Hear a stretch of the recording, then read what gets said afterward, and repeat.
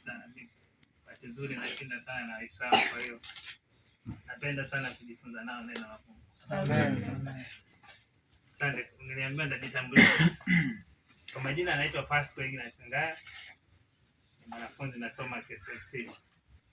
Kwa hiyo nimependa sana, yaani kundi la Ulukaseni na nibariki sana. Amen. Yaani mkuu kundi barikiwa sana kwa kweli kwa kazi ya Mungu. Ni katika makundi yote ya Liwa. Nimebahatika kutembelea makundi yote, lakini kundi la Ulukaseni. Kwa hiyo nimebarikiwa mno. Mungu awabariki sana. Nasema msiogope yenye kundi dogo. Mungu ana makusudi na nyinyi. Amen. Tuona hivi kwa kweli nimzidishe spidi kumtafuta Mungu wakati wote. Amen. Asante. Somo la leo nimependa kulipa kichwa cha somo kinachosema umuhimu wa neno la Mungu. Kama tulivyoona kwenye waraka wa pili wa Timotheo sura ya 3 ile aya ya 15 na aya hadi ya 17. Tunasoma. Anasema ya kuwa tangu utoto nimejua maandiko matakatifu ambayo yaweze kukuelimisha hata upate wokovu wa imani iliyo katika Kristo Yesu. Kila andiko lenye pumzi ya Mungu lafaa kwa mafundisho na kwa kuwaonya watu makosa yao na kwa kuwaongoza na kwa kuwabidisha katika afya, ili mtu wa Mungu awe kamili, amekamilishwa apate kutenda kila tendo jema. Amen. Barikiwa. Umesikia fungu jamani? Ndio. Sasa kabla ya kwanza tufumbe macho tuombe. Nashukuru Mungu umetuongoza vyema. Tunapoenda kuanza ibada ya takatifu. Naomba tuongoze vyema, sionekane mimi bali kama chombo tu. Tunashukuru kwa jina la Yesu. Amen. Kwa hiyo tunaona kabisa umuhimu wa neno la Mungu. Neno la Mungu lina umuhimu mwingi. Kama tunaona hapo anasema na yakuwa tangia utotoni umeyajua nini? Maandiko matakatifu. Ukiyajua maandiko matakatifu tangu utoto, yani watoto kama unavyoona wadogo, wakijua neno la Mungu hata wakikua wanakuwa na uelewa nini? Neno la Mungu. Nilikuwa naangalia ndugu zetu Waislamu, watoto wale wanafundishwa sana juzuu. Unakuta mtoto mdogo ameshika juzuu nyingi sana mpaka nasema kumbe wenzetu wamefaulu katika hilo. Kwa hiyo utagundua watoto umri huu wanashika sana vitu kwa sababu hawana mambo mengi. Kwa hiyo tangu watoto tukumbuke hawa watoto tunawekeza kanisa la leo na la kesho. Kwa hiyo nasema najua tangu utoto maandiko nini? Matakatifu. Hiyo aya ya 15. Anasema ambayo yaweza kufanyaje? Kukuhekimisha ili upate nini? Wokovu wa imani. Kwa hiyo faida ya kwanza yanakuhekimisha. Hata tulivyosoma huo wimbo, napenda kitabu chake kilichotoka mbinguni. Anasema hekima yake inapatikana kwenye nini? Kwenye neno la Mungu. Kwa hiyo tunaona kabisa faida ya kwanza yanatuhekimisha. Ya pili yanatupa wokovu kupitia nini? Imani. Na imani kuwa na hakika ya mambo yatarajiwayo baada ya mambo yasiyofanyaje. Hiyo kwa mujibu wa Waebrania 11 na ile aya ya kwanza. Pia Warumi 10:17 anasema imani chanzo chake ni kusikia na kusikia huja kwa neno la nani? Neno la Mungu ambalo ni Biblia. Ukisoma aya ya 15 anasema kila andiko lenye pumzi ya Mungu lafaa kwa nini? Mafundisho. Kwa hiyo faida ya tatu tutagundua linafaa kwa nini? Mafundisho. Alafu faida nyingine inafanyaje? Kutuongoza watu katika ufanyaji, kuwaonya watu makosa yao.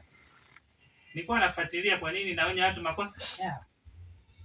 Ukisoma pia kwenye adhabu ya makosa kwenye sheria za nchi, kifungu namba 196 kinaelezea adhabu ya mtu akifanyaje?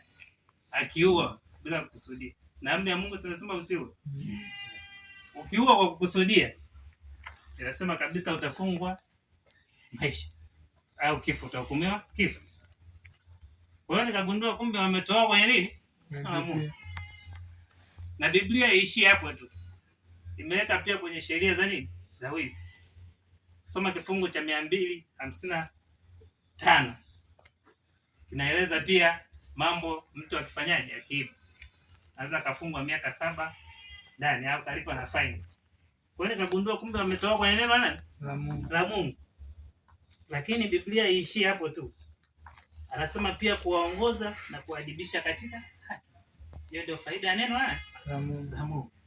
Kwa hiyo wapendekeze ndugu zangu, tujitahidi tuwe na nini? Biblia. Na Biblia ina vitabu nini? Nilikuwa nafuatilia neno Biblia limetokana na nini? Unajua unaweza ukasoma Biblia nzima usione neno nini? Biblia. Imetokana na neno la Kiebrania linaloitwa Biblos. Ni mkusanyiko wa vitabu 66. Agano la Kale vitabu 39 na Agano Jipya 27. Na Biblia imeandikwa kwa watu wa kada tofauti zaidi ya 40. Na Biblia ina sura 1189. Ukisoma Agano la Kale ina sura 929 na ile Jipya 260. Ukijumlisha hapo utaona sura 1189. Na Biblia wanasema ina mafungu yasiyopungua 7,783,137 na ina aya zisizopungua 31,101.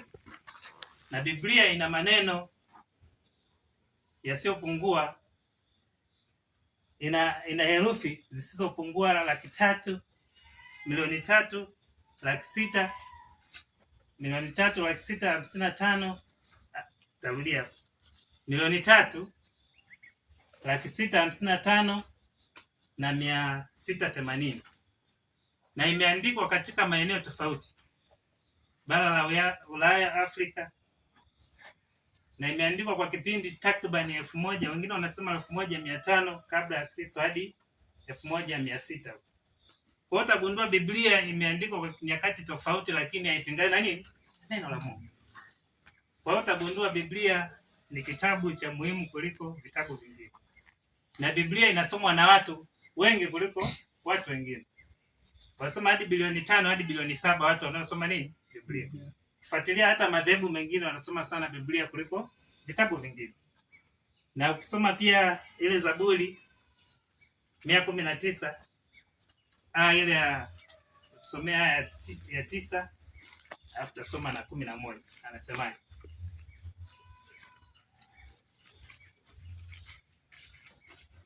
Zaburi 119 aya 105 anza aya ya 9.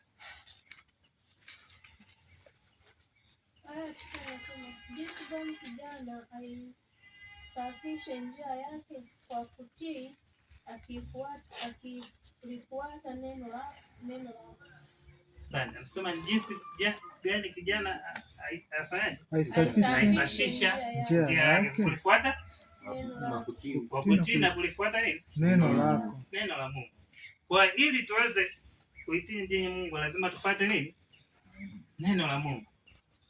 Kwa sababu Biblia ina vitu vingi sana. Ina utabiri zaidi ya 8,000 ambao uliotimia wanasema ni utabiri 3,168 na ambao hujatimia 3,140. Kwa hiyo utagundua Biblia ina vitu vingi ambavyo tunatakiwa kujifunza. Na neno Mungu limerudiwa mara 3,338 na neno Bwana limerudiwa 7,738. Kwa hiyo utagundua neno la Mungu ukijifunza, na njia inayozungumzwa hapo ni Kristo. Ndio maana yeye ukisoma Yohana 16 aya 6 anasema Yesu ndio njia, kweli na nini? Mtu hawezi akaenda kwa Baba bila kupitia Yesu. Kwa hiyo njia, hata anavyosema mlee mtoto katika njia mpasayo, sio njia wewe, njia ni Kristo. Kwa hiyo ukimfuata Kristo, mtoto wako atakuwa nini? Sawa. Ataweza kushinda. Tusome na hiyo 11. Inasema, moyoni mwangu nimeliweka neno lako, nisije nikakutenda dhambi. Asante. Anasema moyoni mwako nimeliweka neno lako, nisije nikakutenda dhambi. Mnajua moyo unaozungumzwa Biblia sio moyo unaodunda. Kinachozungumziwa hapo ni fikra, mawazo. Anasema ukiliweka moyoni mwako neno la Mungu huwezi kutenda nini? Dhambi. Kwa hiyo neno la Mungu likikaa kwa wingi. Somewa Kolosai 3:16 anasemaje?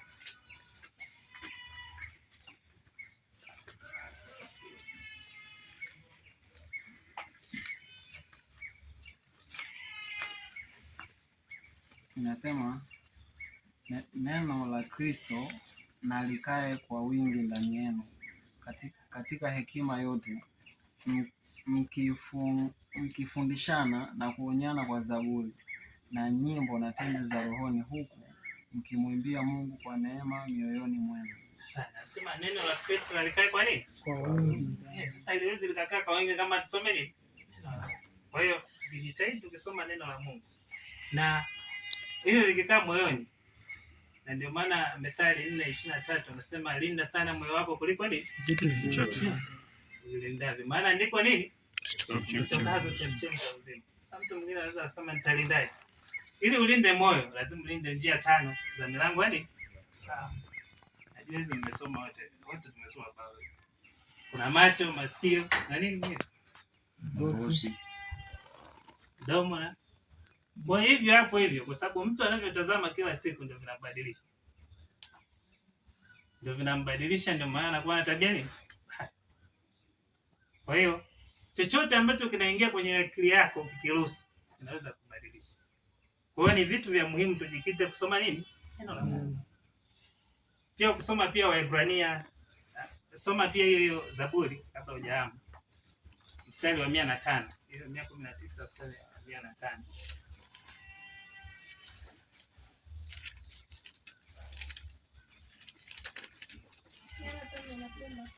Neno lako ni taa ya miguu yangu na mwanga wa njia zangu. Asante. Nasema neno lako ni taa ya miguu. Njia zangu. Kwa hiyo ili uwe taa, na taa ukiwacha saa hizi mchana utaona umaana wote. Taa inamulika wakati wa nini? Kwa hiyo neno la Mungu limefananishwa na taa. Ukiwa uelewi mambo ya ulimwengu jiulize kwa nini? Kwa sababu neno la Mungu ndio Yesu mwenyewe. Ndio maana anasema watakase kwa ile kweli, kwa kuwa neno lako ndio kweli. Kwa mujibu wa Yohana 17 na ile ya 17. Kwa hiyo ukijikita neno la Mungu litakuongoza vyema. Tusomee hiyo pia mstari wa 130. Nasema kufafanusha maneno yako kwa tia nuru na kumfahamisha mjinga. Asante. Mbona? Kwa hiyo kunamfahamisha nani? Mjinga sio tu, kwa sababu mtu yote ambaye hajui kitu fulani kumfahamisha. Kwa hiyo neno la Mungu linaweza kufanyaje? Kufahamisha. Hatimaye tutaweza kutembea katika nini?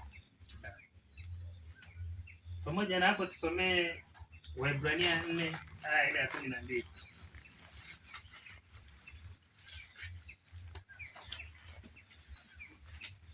Nasema maana neno la Mungu li hai tena lina nguvu, tena lina ukali kuliko upanga uwao wote wakao kuwili, tena la choma hata kuzigawanya nafsi na roho na viungo na mafuta yaliyomo ndani yake, tena li jepesi kutambua mawazo na makusudi ya moyo.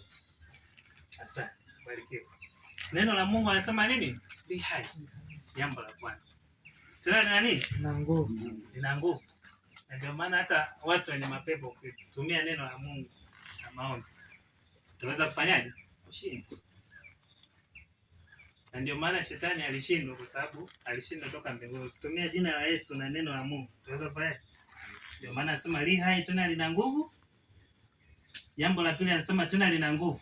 Na tatu Lina ukali. tena lina ukali Kuliko upanga. Alafu tena la choma. Tena la choma. Kwa hiyo neno la Mungu lina hizo sifa. Kwa hiyo ukigundua hivyo, utagundua tujikite kwenye neno nani? Tujitahidi tuwe na Biblia.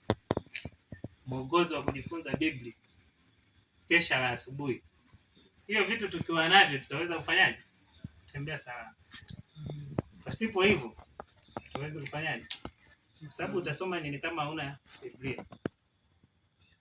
Na Biblia ndio inatuongoza. Yaani unajua Mungu alivyomuumba mwanadamu, akampa na mwongozo wa maisha. Yaani ni kama manual book. Tena hii ni maktaba, mimi nasema ni maktaba kwa sababu ina vitabu vya kutosha. Kwa hiyo nayo hiyo itakusaidia wewe uweze kufanyaje? Kushinda majaribu. Na ndio maana hata kwenye Waefeso ile 6 aya 10 anasema hatimaye mzidi kuwa hodari katika nani? Sasa huwezi ukawa hodari katika Bwana kama usome nini? Kwa hiyo itabidi ujikite kusoma nini? Alafu aishie hapo tu. 11 anasema vaeni silaha zote za nani? Mpate kuzishinda ila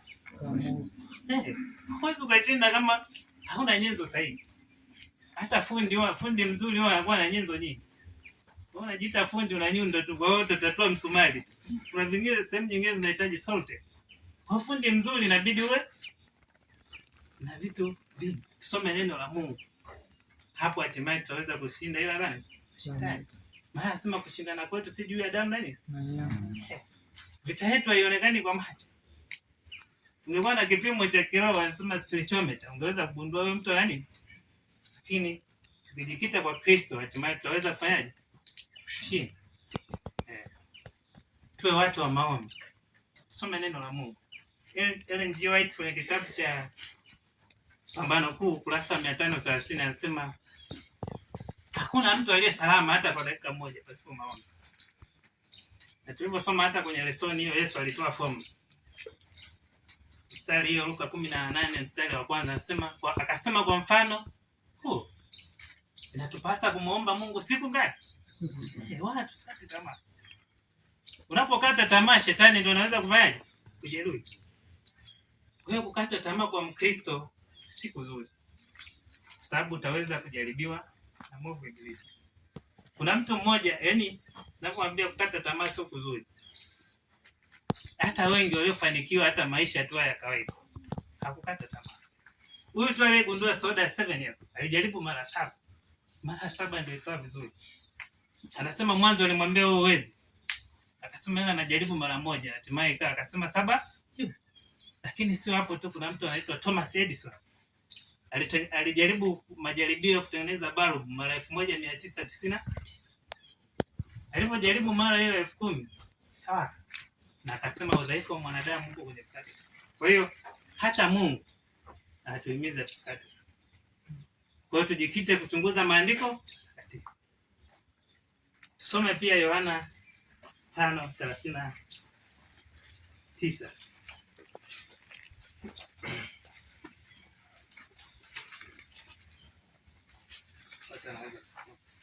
Yohana 5 mstari wa 39 nasema, mwayachunguza maandiko kwa sababu mnadhani kwamba ninyi mna uzima wa milele ndani yake, na hayo ndiyo yanayonishuhudia. Asante. Sasa mwayachunguza maandiko kwa kuwa mnadhani ya kwamba ninyi mna uzima wa milele ndani yake. Umeona? Tunachunguza maandiko kwa sababu tunajua ndani yake kuna nini? Uzima. Kwa kwenye neno la Mungu kuna nini? Sasa utapataje uzima wa milele kama ufanyaje? Uchunguzi. Sababu uzima wa milele ndio huko ambapo unapatikana kwenye nini? Maandiko. Na Yesu mwenyewe alisema yeye ndio nini? Njia, kweli na uzima. Kwa sasa kama ufuati na maandiko yote yanamzungumzia nani? Yesu Kristo. Kwa sasa kama uchunguzi maandiko na hayo ndio anamshuhudia nani? Yesu. Wengine anasema waamini. Ukisoma ukiendelea anasema ukisoma hiyo 45. Msidhani kwamba mimi sitawashtaki kwa Baba. Yuko anayewashtaki, ndiye Musa, mnayemtumaini ninyi. Kwa maana kama mngalimwamini Musa, mngeniamini mimi, kwa sababu yeye aliandika habari zangu. Lakini msipoyaamini maandiko yake, mtayaamini wapi maneno yangu? Kwa hiyo Mungu anasema kama uamini Musa, kwa sababu yeye aliandika habari za Yesu. Kwa hiyo tujitahidi kuamini habari za Musa. Sababu yeye pia aliandika kile ambacho aliongozwa na Mungu. Na Biblia iliandikwa watu waliongozwa na Roho wa Mungu. Na hiyo kusoma Petro wa pili sura ya kwanza ile ya 19 kuendelea hadi 21 naeleza hapo nena tu wenyewe walinena yale leto bwana wakiongozwa na Roho Mtakatifu. Kwa utagundua kabisa hata wewe unayosoma lazima uongozwe naye. Kwa hiyo muombe Roho Mtakatifu afanyaje? uongoze, kwa sababu hata wenzako walioandika waliongozana. Kwa hiyo kanuni inakuwa ni ile ile, hapo utaweza kuwa salama.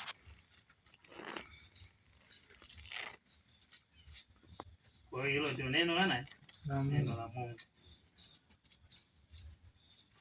Pia unaweza ukasoma Yoshua 1:8.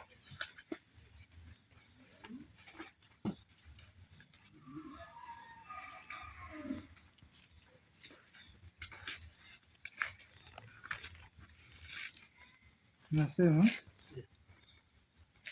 kitabu hiki cha Torati kisitoke kinywani mwako, bali yatafakari maneno yake mchana na usiku, upate kuangalia kutenda sawasawa na maneno yote yaliyoandikwa humo, maana ndimo utakapoifanikisha njia yako, kisha ndipo utakapostawi sana.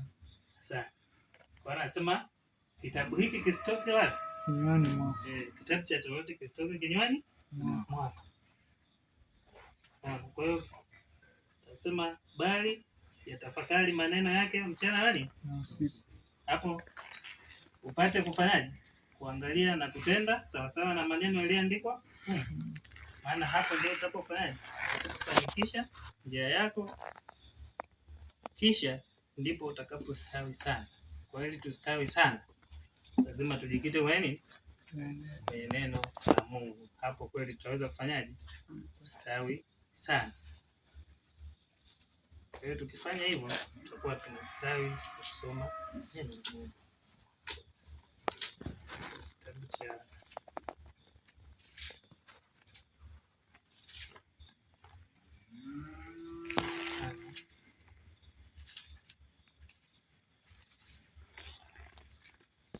Yohana 6 mstari wa 50.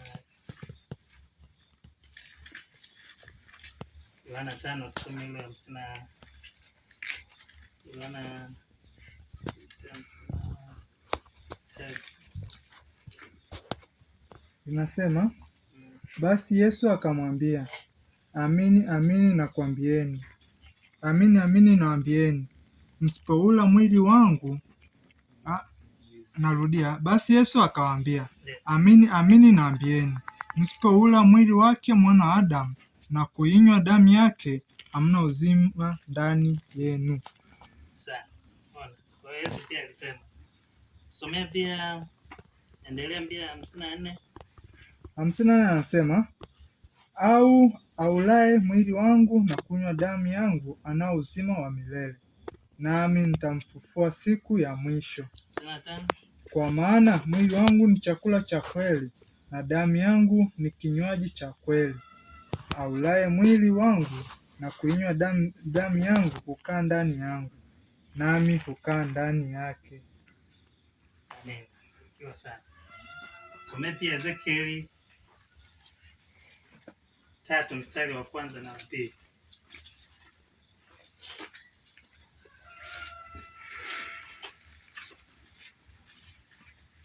Ezekieli 3 mstari wa 1 na 2. Inasema, akaniambia, mwanadamu, kula uonacho, kula gombo hili, kisha uende ukaseme na wana wa Israeli. Basi nikafunua kinywa changu, naye akanilisha lile gombo. Akaniambia, mwanadamu, lisha tumbo lako, ulijaze tumbo lako kwa hili gombo nikupalo. Ndipo nikala, nalo kinywani mwangu lilikuwa tamu kama utamu wa asali.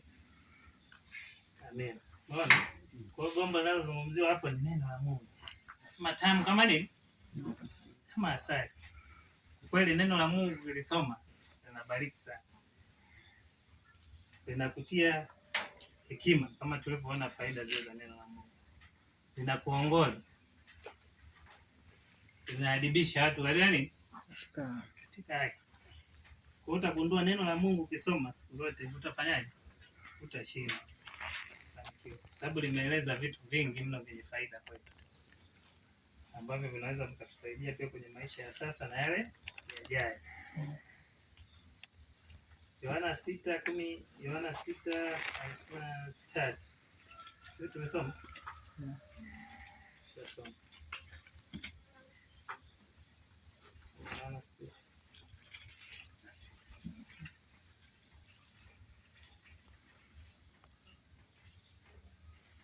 Kwa hiyo tunaona kabisa neno la Mungu, kuna vitu vya muhimu mno kwenye neno la Mungu. Nukuu moja nilipata kwenye roho ya unabii.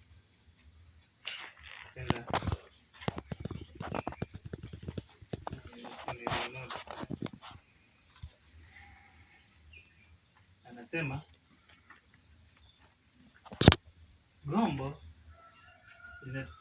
gombo linafaa chakula cha kiroho. Nabii kabla ya kupeleka neno la Mungu, leo hatuwezi kupeleka nini? Yaani pasipo kusoma neno la Mungu hatuwezi kupeleka nini? Neno la Mungu. Kusoma pia Njia Salama, ukurasa ule wa 100 toleo jipya, paragrafu ile ya 42, anasema ujaze moyo wako maneno ya Mungu, maana hayo ndio maji ya uzima na mkate wa uzima utokao juu. Basi hilo neno la Mungu ulijaze ndani ya moyo wako. Usiposoma neno la Mungu hakuna uzima. Kwa hiyo usiposoma neno la Mungu gani? Hakuna uzima. Kwa ili upate uzima lazima usome nini? Neno la Mungu. Sasa kuna vitu vya muhimu kama Mkristo inabidi uwe navyo, kama nilivyosema mwanzo. Ndaomba watu kama 4 5 waje. Kwa mfano. Sababu kwenye maisha ya kiroho pia na maisha ya kimwili inasaidia. Tunaona kuna vyakula vya kujenga mwili, kulinda mwili, kutia joto mwili, pia na kutia nguvu mwili. Mshikane mikono afu mmoja atakuwa katikati. 4 mtashikana mikono afu mmoja atakuwa katikati. Mmoja ongezeke mmoja.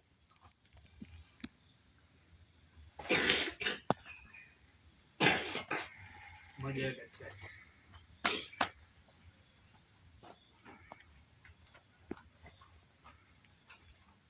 Sasa huyu ndio mtu ambaye ni wewe. Tolea mfano. Hapa. Washumu wewe ndio Biblia. Mwongozo wa kujifunza Biblia kesha. Hapa. Roho ya unabii.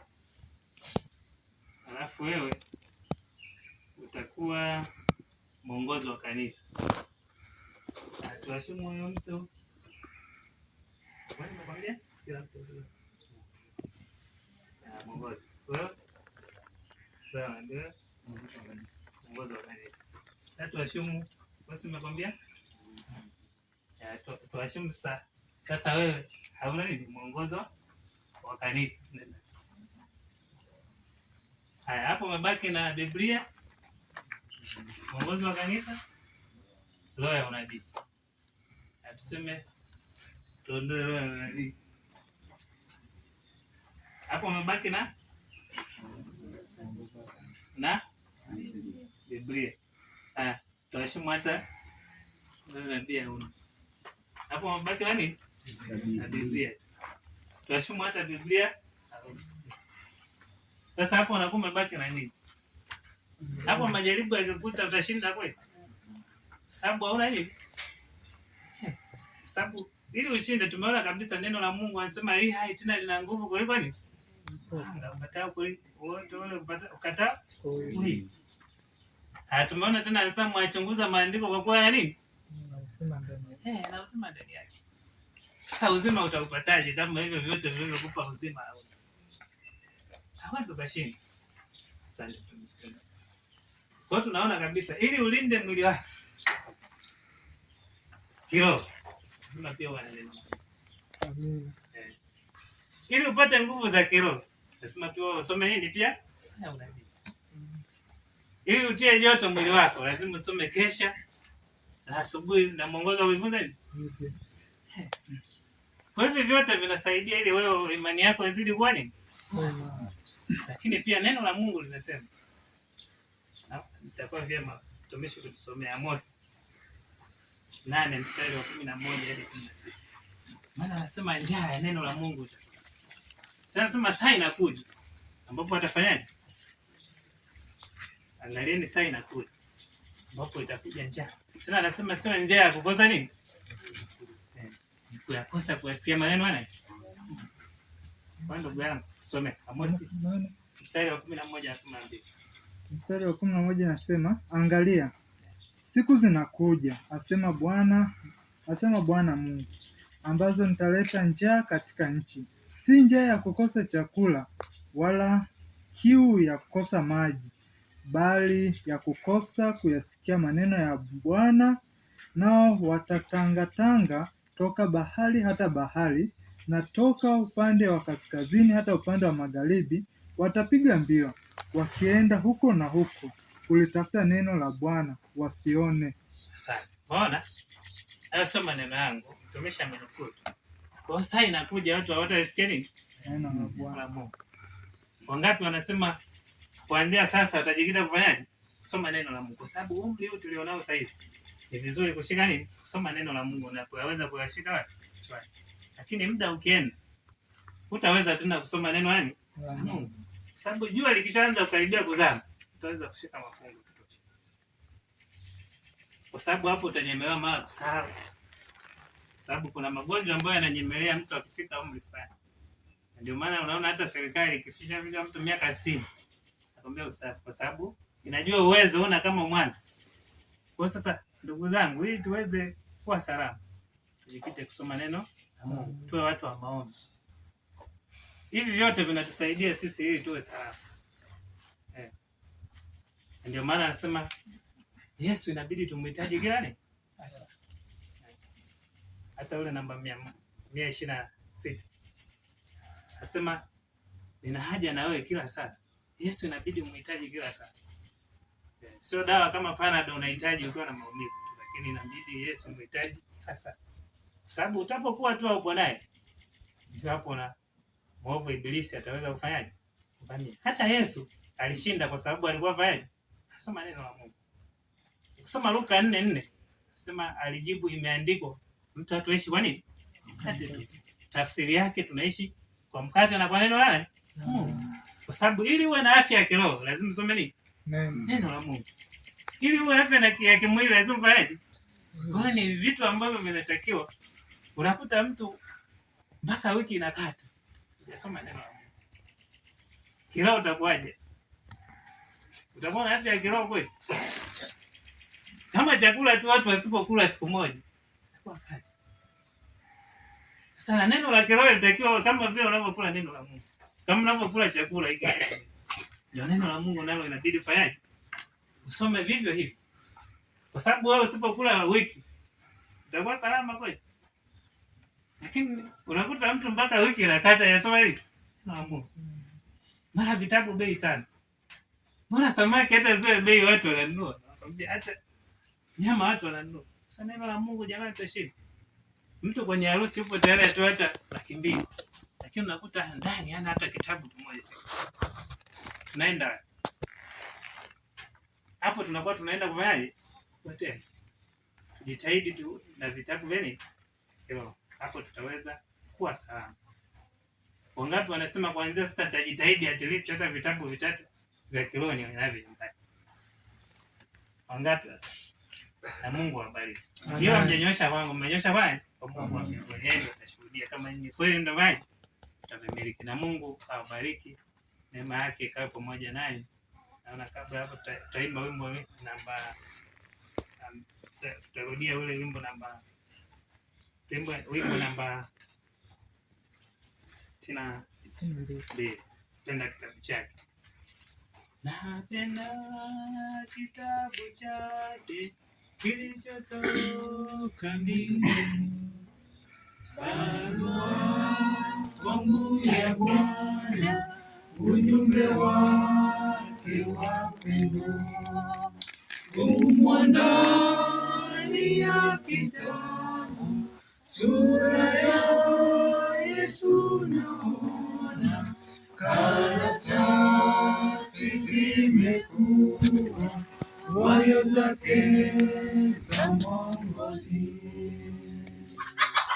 Neno lake ni maonji kubwa la asali tamu.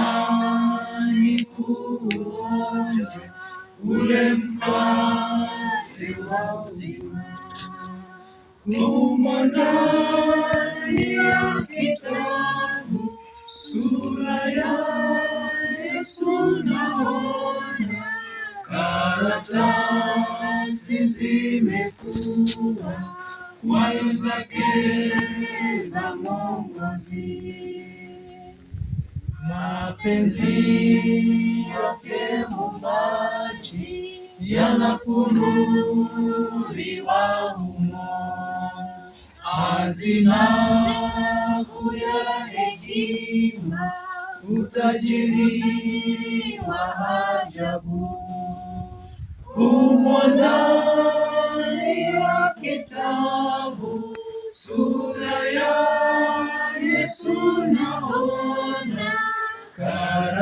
karatasi zimekuwa wayo zake za mwongozi,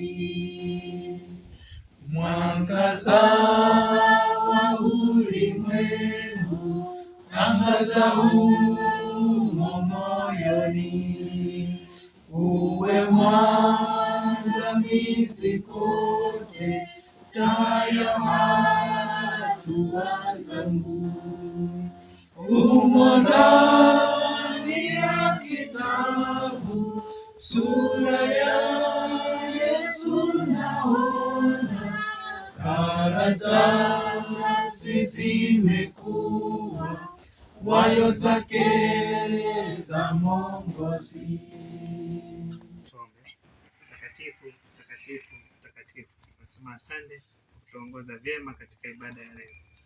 Bariki watu wako, kama kuna wagonjwa pia waponye kwa mkono wako. Mungu, naomba kila mmoja utakapokuja mara ya pili kati yetu asiwepo hata mmoja kupotea, bali wote wakulaki mbinguni. Naomba neema yako ikampatane na kila mmoja kwa jina la Yesu. Amen.